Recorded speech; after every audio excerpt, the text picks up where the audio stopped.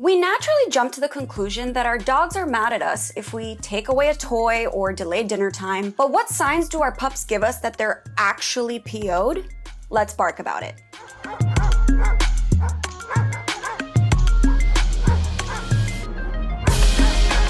Welcome back to Alpha Paw, your destination for everything dog. I'm Bernie Zilio, and I'm on a personal mission to answer every doggone question you have ever had about your fur babies. And today, we're talking about how to know if your dog is mad at you. But before we jump into some behaviors to look out for, let's talk about dog emotions in general. There's no debate that our dogs have a lot of feelings. We can easily spot when they're happy, when they're bored, and even when they're sad. But our dogs' emotional lives are deeper than that. In fact, researchers believe that dogs have the emotional capacity of a 2.5-year-old human child. So similarly to children, our pups definitely have a lot of feelings, but maybe not as many as we do, which is probably a good thing. Just ask my boyfriend. So let's take a look at this chart. Right off the bat, we can pinpoint the obvious ones like excitement and distress. But did you know that your dog can also feel disgust and even suspicion? According to this research, our pups can't feel more complex emotions like pride or guilt. But if my own research, based strictly on anecdotal evidence and no scientific processes whatsoever, carries any weight, my dog Pod definitely seems pretty prideful when he finds and brings me his favorite stinky bone. Or maybe that's just my own projection. But regardless, our pups can feel a ton of negative emotions like fear, disgust, stress, and yes, anger. So let's get into some ways that we can spot these feelings in our fur babies. The first way to know if your dog is upset is if they're yawning a lot.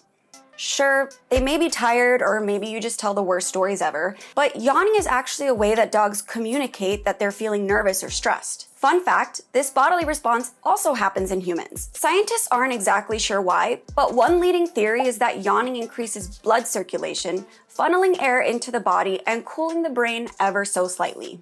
Another way that our canine companions tell us that they are not too pleased with us is by moving their ears back or flattening them against their heads. This is actually a defensive position for our pups, and it usually means they're feeling anxious or just generally submissive. If you have a doggo with some seriously floppy ears, like Cocker Spaniels or Cavaliers, it may be hard to see this body language, but if you look really closely, you can spot the base of the ear rather than the ear itself moving backwards. My dog's ears go back whenever I begin my "I'm leaving the house and not bringing you with me" speech.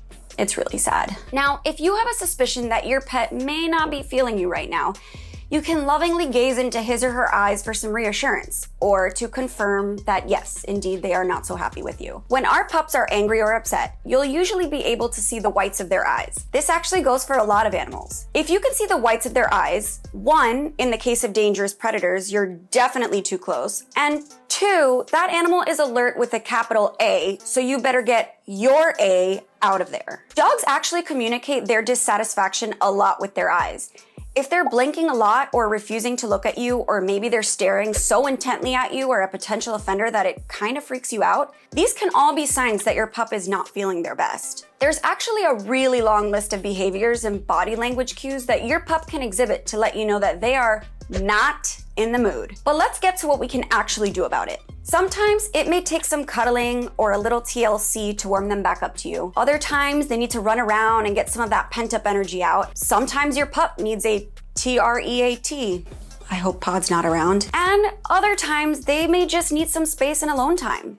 The good news is that whatever may have been upsetting them, once you remove whatever it is from the situation or stop that annoying habit of yours that's driving them bonkers, they'll likely forget about it in a few minutes. But understanding when our pets are telling us that they're upset and learning what triggers them will help us all become closer and more bonded to our little fur babies. Do you know when your dog is peeved at you? Let us know what tips you off in the comments section below. Again, I'm Bernie Zilio, and this is Alpha Paw. Be sure to subscribe so that you don't miss a single doggone episode. See you next time.